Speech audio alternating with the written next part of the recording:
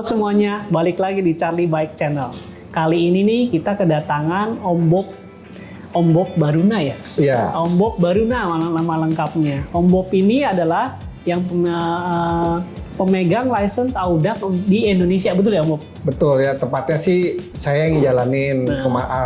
Awal-awalnya ada teman-teman dari Puspa Cycling yang bawa yang ngajak Audax ke sini gitu. Terus habis itu saya yang terusin.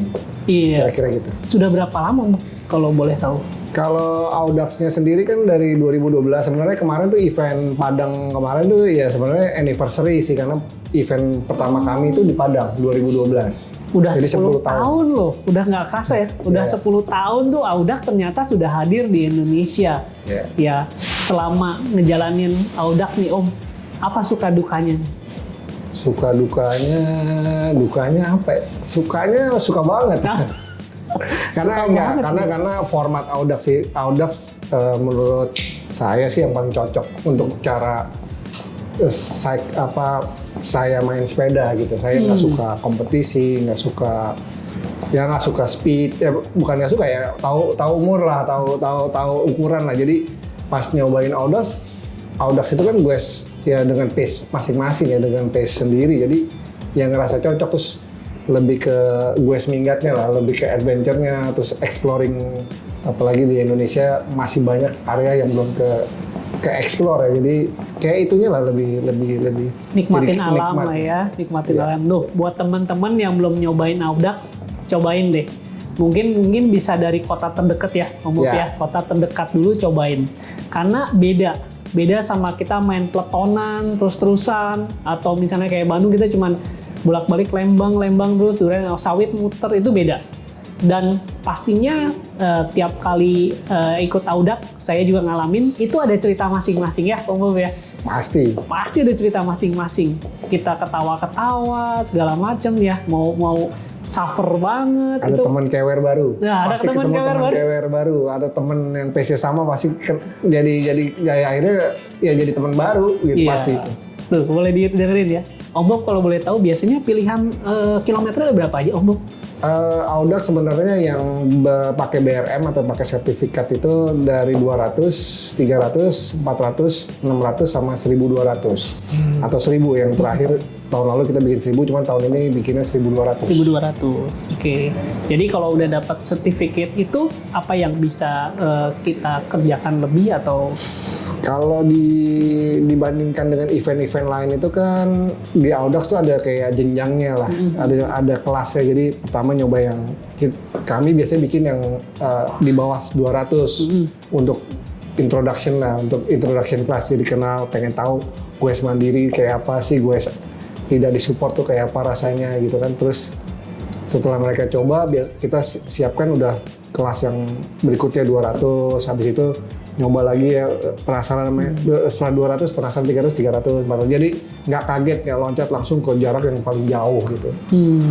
Nah, Audax itu kan abis itu serunya Audax mungkin yang ada event 4 tahunan yang di Prancis itu, 1200 kilo Paris itu 4 tahun sekali. Jadi ya ada jenjangnya lah, palingnya at the end of the day udah selesai sampai 600 kilo. Ada finalnya gitu, ibaratnya finalnya di tahun yang 4 tahunan itu. Itu sih kalau Charlie bisa ikut nyobain, itu sih totally different atmosphere ya. Itu karena 6.000-7.000 orang kita di sepeda di jalan tuh ngeliat, seru deh. 6.000-7.000 orang loh, bisa bayangin banyak kayak gimana. Seru, jadi kayak gitu. Jadi ya setelah ikut sertifikasi ini, itu bisa dipakai untuk daftar yang di event-event tertentu yang di luar negeri, atau orang yang ada event yang mereka kadang-kadang nanya nomor BRM lu nomor berapa kayak gitu. Kayak terakhir kan kami kerjasama sama tim Bentang Jawa, jadi mereka ada syarat untuk ikut Bentang Jawa pakai bisa yang udah ikut Audax udah pasti proven bisa ikut Bentang Jawa kayak gitu. Jadi bantu teman-teman dari komunitas lain juga gitu, supaya jangan sampai nanti ada orang yang baru cuman cerita katanya pernah ikut, kan kasihan nanti kalau kewer di jalan ya kalau udah ribuan kilo. Ya, jadi kalau boleh singkatnya, Audax ini mungkin di Indonesia karena yang ultra pertama ya, yang jarak distance jauh tuh menjadi bukan prasyarat lah, mungkin ngebantu kayak acara Bentang Jawa tuh untuk eliminasi awal, filter di awal, karena kita juga sebagai panitia mungkin mikirin keselamatan peserta, jangan sampai nanti pas udah event malah peserta yang jadi kena batunya mungkin gitu ya Om Bob ya. Jadi ya takutnya kan kalau cedera, karena kan memang ini kan self support, jadi ya kalau di tengah hutan. Iya, banyak banget cerita tiba-tiba kewer bingung lagi, muntah-muntah lagi. Betul, jadi kalau mata kuliah tuh Audax tuh mata kuliah prasyarat nih buat ngambil yang berikutnya ya. Ntar habis itu jadi kelas doktornya. Kelas doktornya. Nah, Om Bob ada yang nanya juga nih sama teman-teman, waktu itu nanya ke saya nitip, kalau pengen ikut Audax di luar negeri tuh gimana sih Om Bob? Biasanya apakah ada dari grup Indonesia, kita kadang-kadang bareng ke Audax di luar negeri atau gimana? Ya, itu banyak juga emang pertanyaan kayak gitu. Sebenarnya sih sebenarnya ada kalau di agenda. Jadi setiap negara, kalau Audax yang pakai sertifikasi dari ACP itu kan pusatnya Audax Le Parisien itu ada di setiap negara tuh hampir ada, dan mereka punya jadwal. Terus ada kebetulan kami tahun ini itu ada tambah sertifikasinya. Kalau yang ACP itu kan ada BRM, yang ini yang khusus LRM kebetulan baru kami yang pegang di Indonesia. Jadi nanti yang 1.200 itu pakai sertifikasi namanya LRM. LRM ya. LRM. Jadi mungkin seperti Transcontinental atau event-event ultra cycling lain. Nah itu di masing-masing website itu mereka biasanya udah ada jadwalnya. Jadi jadwal event kami yang 1.200 itu udah ada di jadwalnya si LRM ini, atau jadwal kami atau dari negara-negara lain itu ada di websitenya si ACP. Jadi dari seluruh dunia sih. Di situ ada sebenarnya bisa dilihat jadwal-jadwalnya di websitenya ACP itu Audax Le Parisien untuk dari negara mananya. Jadi semua negara ya sama, formatnya sama, gitu. Tata caranya sama. Mungkin ada yang lebih sederhana dari kita di sini, dari Indonesia, ada yang ya kayak Malaysia beda lagi misalnya, cuman format dan aturannya sama. Ya, COT ya ada cut off time dan lain-lain, jarak tempuh ya. Jadi kalau misalnya kita ikut kita otomatis dapat, misalnya kita ikut 400 itu otomatis sudah terdaftar gitu ya, Om Bob? Kalau yang under COT itu ada nomor BRM-nya atau nomor sertifikatnya itu ada di websitenya kami di Audax Indonesia. Nah, tuh kalau yang belum tahu, jadi buat portofolio ya. Jadi kalau yang udah finish bisa lihat ke website Om Bob, atau mungkin bisa kontak di Audax Indonesia ya Om Bob, untuk cara-caranya di Instagram juga ada, di website juga ada ya. Di DM kami aja. Iya, DM aja buat kita minta sertifikasi gitu ya Om Bob ya. Nah, untuk pesan-pesan nih buat teman-teman cyclist yang belum pernah ikut Audax sama yang udah pernah ikut Audax, apa nih Om Bob? Pesan-pesannya, pertama ya Audax itu sebenarnya nomor satu mental sih, lebih ke mental. Habis itu ya automatically fisik dan kesiapan sepeda. Makanya nih hari ini coba bike fitting di tempat Om Charlie karena persiapan untuk yang 1.200, karena selama ini cara bike fittingnya masih manual. Lihat-lihat di website, lihat-lihat di YouTube, pengen tahu bedanya apa ya? Perbedaannya apa? Harusnya lebih sukses ya. Mungkin nih karena 1.200 di Indonesia lumayan berat sih sebenarnya dibanding compare to negara lain. Karena di Indonesia tuh challenge-nya adalah kondisi jalannya. Kondisi jalan dan traffic. Kalau di negara lain kan kondisi jalannya mungkin mulus, mungkin bedanya nggak banyak warung atau angkringan, nggak banyak minimarket, jalannya mulus. Kalau di sini enaknya banyak jajanan, banyak. Jadi ya persiapannya sebenarnya ya di pasti mental dan fisik itu udah, ya terutama harus udah pernah ikut nyobain yang short distance dulu gitu. Kalau ada juga pertanyaan orang yang mau ikut 1.200 tuh syaratnya apa? Sebenarnya syaratnya itu sih nggak ada ya. Kalau secara resmi dari LMM nggak ada. Cuman sebaiknya udah pernah ikut 300, 400 atau 600, minimal udah pernah ikut 300, karena nanti biar sukses gitu loh, biar bisa finish sesuai rencana gitu. Jadi jangan terlalu maksa. Gitu. Batu loncatan lah ya, Om Bob ya. Gitu Jadi aja. buat teman-teman yang mau ikutan 1.200 disarankan oleh Om Bob itu ikut dulu yang 300-400 sebelum mencapai 1.200 karena ya dari cita-cita juga itu kan sampai malam ya. Pasti, sampai pasti, malam pasti. juga bermalam di mana dan itu benar-benar harus cobain dulu lah. Karena 400 itu udah mulai nginep ya, udah mulai bermalam lah ya. Paling susah itu sebenarnya kunci ultra cycling menurut saya itu di yang 400 kilo karena orang goes melampaui jam tidur pada saat lagi ngantuk-ngantuknya, lagi ini antara tidur atau goes nih gitu kan. Kalau yang kewer kan ya pasti nggak punya waktu istirahat banyak gitu. Nah kalau udah di atas 400 tinggal dikali aja ya Om Bob ya. Sukses di 400 besar kemungkinan bisa sukses di 1.200. Bisa dengerin ya. Bisa kemungkinan besar akan. Jangan lupa bike fitting. Bisa aja nih Om Bob nih. Tapi emang pengaruhnya banyak sih kayaknya. Tadi barusan nyoba kayaknya lumayan banyak sih. Lumayan banyak ya.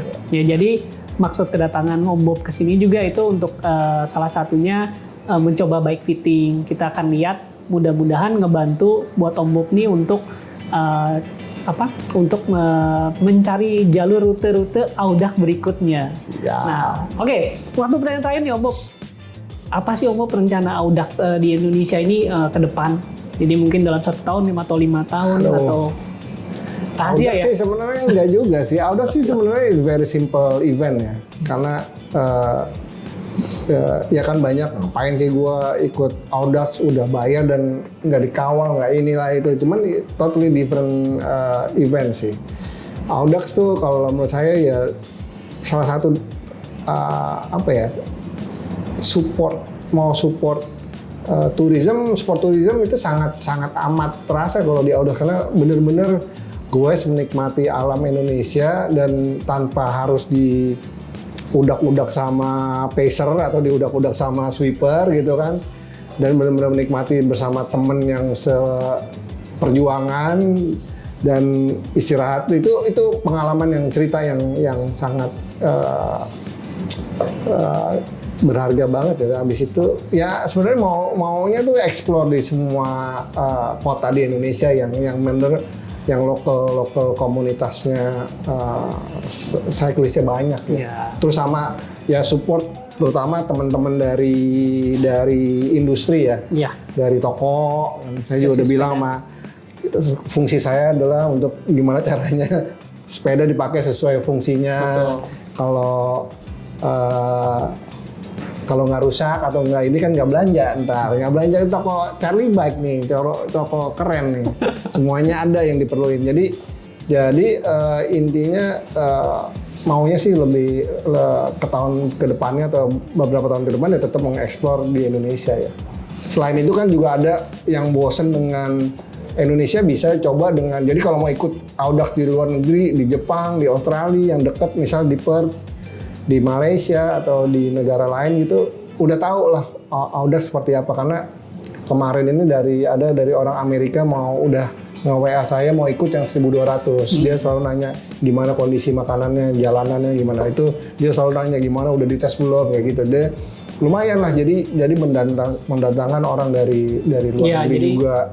Jadi inginnya sih banyak peserta dari luar negeri coba gabung di Audax di Indonesia yang mereka bisa explore. Jadi itu sih pengennya lebih banyak karena sekarang belum terlalu banyak peserta dari luar negeri. Mungkin ke depannya, tahun-tahun ke depannya bisa lebih banyak lagi sih.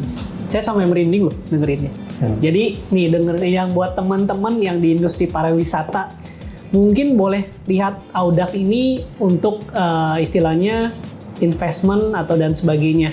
Mungkin yang buat hotel ya, jadi buat support dan tourism di Indonesia, turisme di Indonesia, baik untuk domestik maupun mancanegara itu visi misinya kita lihat dari Om Bob tuh sebenarnya mau ngasih lihat alam Indonesia tuh begini bagusnya gitu ya Om Bob ya. Dan kota-kotanya pun nanti akan semakin beragam. Kita lihat di tahun ini udah mulai di luar pulau terus ya Om Bob ya. Jadi buat teman-teman yang mungkin di industri pariwisata bisa lihat Audax juga nih buat perkenalin alam Indonesia Ya.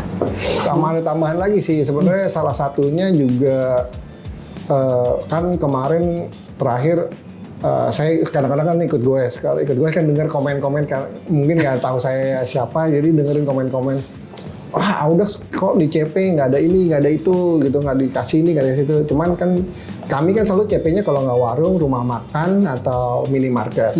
Sebenarnya itu mau ngebantu lokal sih, UMKM sih sebenarnya. Cuman tujuannya itu sebenarnya kami bisa aja kerja sama orang, sama food truck, parkir di mana. Cuman kan seneng ngelihat orang lokal happy gitu, warung-warung jadi rame, jadi tempat tongkrongan, jadi ada sales gitu kan, sama tambah ya macam-macam lah, kayak misalnya medali, wah medali lu biasa banget sih gini-gini. Gue tuh bantu temen-temen yang ya bisa aja pesen di China atau di Taiwan medali yang keren, cuman kan ya ini ada temen-temen di lokal yang cukup lah gitu, bisa bantu, kayak happy gitu. Kaos juga anak-anak juga yang bikin, jadi ya happy lah. Sama ada tambahan lagi, mungkin tahun ini baru berapa kali kita kami tuh setiap penjualan merchandise kami kami sumbangkan untuk orang-orang yang membutuhkan. Kerjasamanya sama ayubantu.com. Nah, event Solo kemarin kan kami bantu cyclist paracycling yang Pak Slamet itu. Yeah. Kami bantu, mungkin yang Solo juga, yang besok di Purwokerto besok kami masih mau bantu Pak Slamet karena dia mau ikut event di luar negeri tahun depan. Semoga bisa sukses karena dia mau upgrade. Mungkin ya Coach Charlie mau bantu upgrade. Jadi sepedanya Pak Slamet ya. Nanti kita lihat ya Om Bob. Nah, jadi di samping itu juga dia ada CSR dari Audax sendiri, Audax Indonesia sendiri untuk bantu lingkungan sekitar. Menurut saya sih pribadi dari berapa kali ikut Audax itu jadi ciri khasnya Audax. Jadi unsupported dan juga di CP itu memang tidak disiapkan hal, tapi pasti dikasih minimal tempat jajan ya untuk isi konsumsi sendiri, karena ini Audax itu bukan tur dan saya sangat respect sekali sama peraturan SOP-nya dari Audax gitu.